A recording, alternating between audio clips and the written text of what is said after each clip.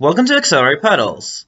In this video, I'm going to show you how to easily test your 2011 through 2019 Ford E450 van accelerator pedal.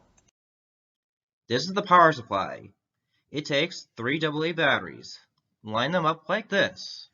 Use some copper wires at the edges and attach the positive and negative wires at the ends.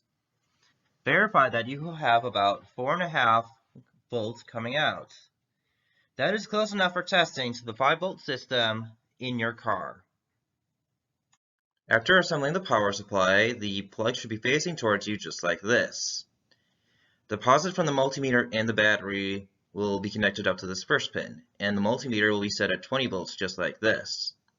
The negative from the multimeter will connect up to the second pin, and the negative from the battery will connect up to the third pin. After you do this, it should be reading about 4.1 volts on the multimeter.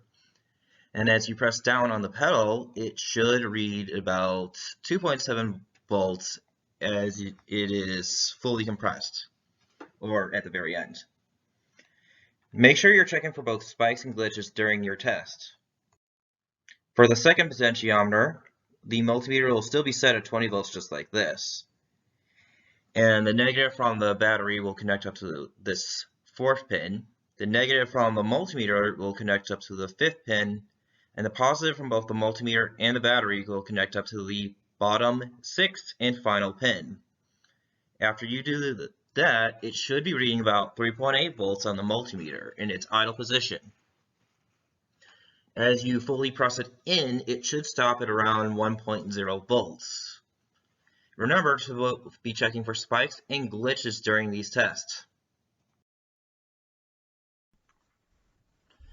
So in this example, you can see that we are pressing down on it slowly and letting it rise up.